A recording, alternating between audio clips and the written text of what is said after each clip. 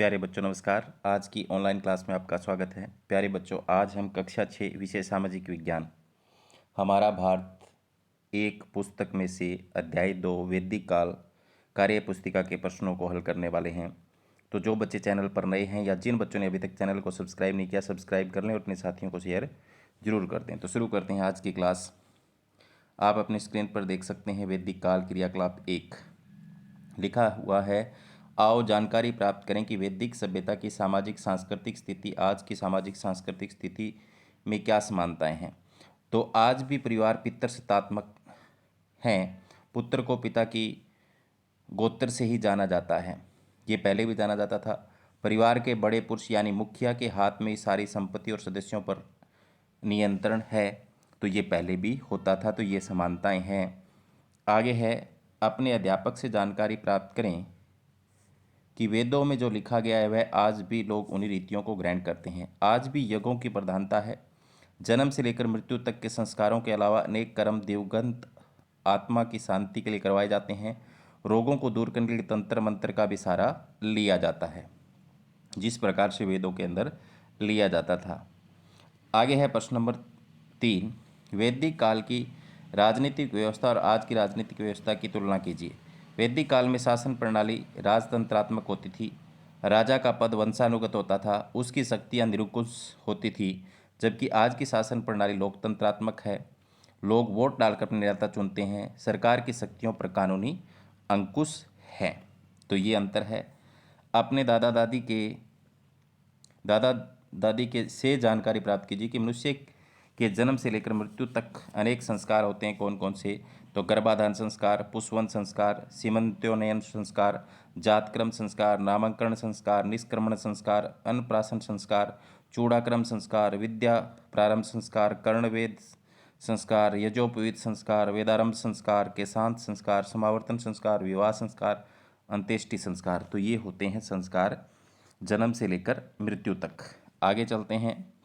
वैदिक काल की शिक्षा प्रणाली और वर्तमान शिक्षा प्रणाली की तुलना कीजिए। तो मैं इसको बोल के बता रहा हूँ। वैदिक काल में शिक्षा के लिए गुरु के घर जाना पड़ता था, यानी गुरुकुल में जाना पड़ता था। शिक्षा मौखिक होती थी, जिसका मुख्य उद्देश्य ज्ञान प्राप्त करना था एवं श्रेष्ठ नागरिक बनाना था। वर्तमान की शिक्षा प्रणाली सर्वांगीण विकास पर आधारित है। शिक्षा लिखित मौखिक दोनों होती है। राइट टू एजुकेशन को शिक्षा का आधार माना गया है। आगे है, अपने आसपास की महिलाओं से ज्ञात कीजिए कि उन्हें आज समाज में कौन कौन सी कठिनाइयाँ सहन करनी पड़ती है। क्या उन्हें सरकार द्वारा दूर किया जा सकता है? तो यहाँ देखो, आज भी समाज पितृसत्तात्मक है। उत्तरी भारत में पर्दा प्रथा का चलन है। स्त्री निर्णय लेने में पूर्ण रूप से स्वतंत्र नहीं है। हाँ, सरकार द्वारा किए गए समानता और संपत्ति के अधिकार, कन्या भ्रूण हत्या कानून आदि के कारण स्त्रियों की स्थिति में सुधार हुआ है। आगे है, ज्ञात कीजिए कि वैदिक काल में भारत आर्थिक समृद्धि प्राप्त किए हुए था कैसे तथा संपन्न कैसे। तो इसमें देखो, इस काल में आय का प्रमुख साधन कृषि था। इस काल में सोना, लोहा, तांबा, चांदी, सीसा, टीन आदि धातुओं का उपयोग बर्तन, आभूषण, कृषि यंत्र एवं अस्त्र शस्त्र बनाने के लिए किया जाता था। वैदिक काल में रथकार, सवर्णकार, चरमकार, लुहार, कुंभकार, जुल्हा, नाई आदि व्यवसाय प्रमुख थे। व्यापार जल और स्थल दोनों मार्गों से होता था। इसके बाद में आगे है, वैदिक काल के देवी देवताओं व वर्तमान समय के देवी देवताओं की सूची बनाइए, उनकी समानता ज्ञात कीजिए। तो प्यारे बच्चों, वैदिक काल में अंतरिक्ष, पृथ्वी, आकाश के देवता माने जाते थे। बाद में ब्रह्मा, विष्णु, महेश, सर्वोपरि माना गया। वर्तमान में बहुदेववाद के दर्शन होते हैं। वैदिक काल की भांति आज भी दुर्गा, शिव, वट वृक्ष, ब्रह्मा, विष्णु, महेश, तुलसी पूजन किया जाता है।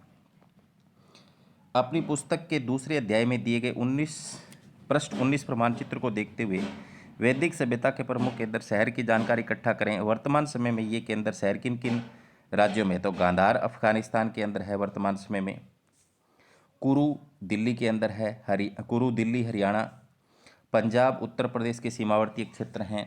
पांचाल उत्तर प्रदेश में फरुखाबाद में है। विदेह उत्तरी बिहार में है। सिंधु प्रदेश पाकिस्तान में है। कपी स्थल कैथल के अंदर है। तो आगे चलते हैं। इसके बाद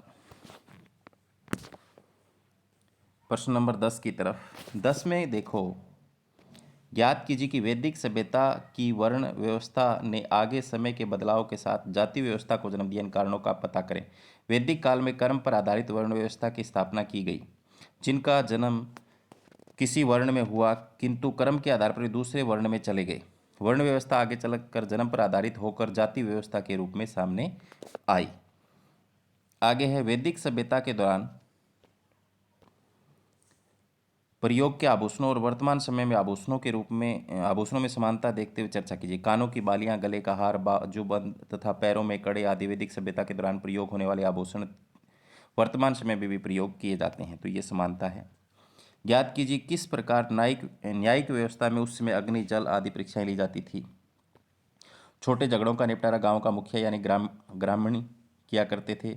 निर्दोष सिद्ध करने के लिए अग्नि और जल आदि की परीक्षाएं होती थी। मृत्युदंड नहीं दिया जाता था, आर्थिक और शारीरिक दंड ही दिए जाते थे। आगे है इसके बाद में क्रियाकलाप 2। क्रियाकलाप 2 में खालिस्तान भरना है। क्या है? अग्नि, कुरुवंश, संग्रहिता, खिल्य वरुण में से। तो वैदिक काल में कोषाध्यक्ष को संग्रहिता कहा जाता था। पुरु व भरत से मिलकर कुरुवंश बना था। वैदिक काल में सांझी भूमि को खिल्य कहते थे। आकाश का देवता वरुण कहलाता था। अग्नि को वैदिक काल का अत्यंत पवित्र माना गया है। इसके बाद में मिलान कीजिए।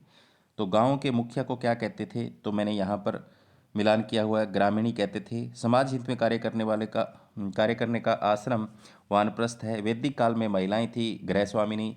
अंतरिक्ष के देवता हैं वायु। वैदिक काल में सोना था हिरण्य। आगे है आओ करके देखें। वैदिक काल के मनोरंजन के साधन लिखने आपको। तो बाहर खेले जाने वाले साधन तो थे रथ दौड़, घुड़दौड़, शिकार, मलयुद्ध। घर में खेले जाने वाले थे चौपड़, संगीत, नाटक आदि। वैदिक काल में राजा की स्थिति कैसी थी? तो इस काल में राजाओं की शक्तियों में वृद्धि हुई। इस काल में राजा अनेक उपाधियों जैसे सम्राट, विराट, राजाधिराज धारण करता था। राजा का पद वंशागत था, राजतंत्र था। 4 वेदों के नाम लिखो। तो ऋग्वेद, सामवेद, यजुर्वेद, अर्थवेद। वैदिक काल के प्रमुख उद्योग कौन से हैं? तो रथकार, सवर्णकार, लोहार, कुंभकार, जुलाहे, धोबी, नट, गायक, गोप, सूत, नाई, ज्योतिषी इत्यादि प्रमुख थे। जन के अधिपति के क्या कार्य हैं? तो जन के अधिपति का राजन कहा जाता था। राजन निरंकुश नहीं थे। कई अवसरों पर राजा का चुनाव व हटा भी देना था। सही उत्तर का चयन कीजिए। उस समय परिवार के मुखिया को कहा जाता था, कुलप कहा जाता था।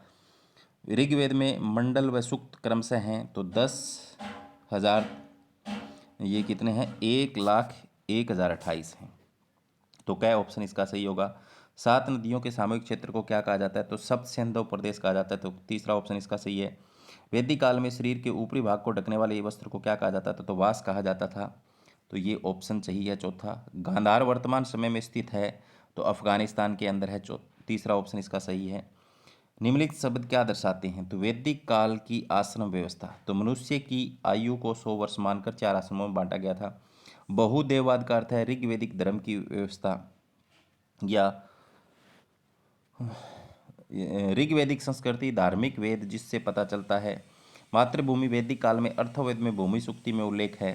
राजस्वी युग राजा के राज्याभिषेक से संबंधित है। दर्शन, आस्तिक, व्याख्यान। आस्तिक दर्शन 6 हैं जिन्हें न्यायिक, वैशेषिक, सांख्य, योग, मीमांसा और वेदांत कहा जाता है। आओ ज्ञान बढ़ाएं। वर्तमान समय का धार्मिक जीवन कैसा है? तो ये छूट गया है, यहाँ पर देख लेना आप। वैदिक काल की कृषि व्यवस्था कैसी है? इस काल में आय का प्रमुख साधन कृषि था। जौ, चावल, मूंग, उड़द, तिल और गेहूं आदि प्रमुख अन्न थे। ऋतुओं के अनुसार फसल बोई और काटी जाती थी। वैदिक काल का सैनिक प्रबंधन क्या है? तो इस काल में राजाओं ने अपनी स्थायी सेना रखनी आरंभ कर दी थी। युद्ध में हाथियों का प्रयोग, अस्त्र शस्त्र में प्रमुख धनुष, बाण। विभिन्न देवी देवताओं जो विभिन्न कार्यों को समर्पित हैं। अंतरिक्ष के देवता इंद्र, रुद्र, वायु। पृथ्वी, अग्नि, पृथ्वी, सोम।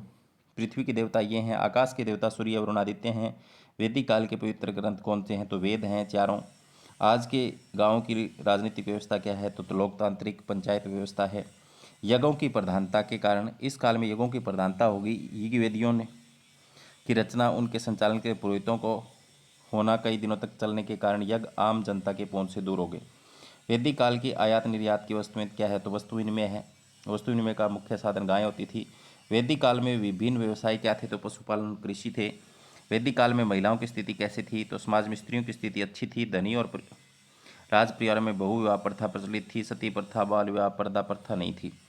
वर्तमान समय की आयात निर्यात वस्तुएं तो वही वस्तु विनिमय है। वैदिक काल में भारत का उत्तर, दक्षिण, पूर्व, पश्चिम विस्तार क्या है? पूर्व में बंगाल था, दक्षिण में विंध्याचल पर्वतमाला पार कर ली थी। तो प्यारे बच्चों, ये था अध्याय 2 वैदिक काल, जिसके आज हमने सभी प्रश्न हल किए। उम्मीद करता हूँ कि आपको समझ में आया होगा। धन्यवाद।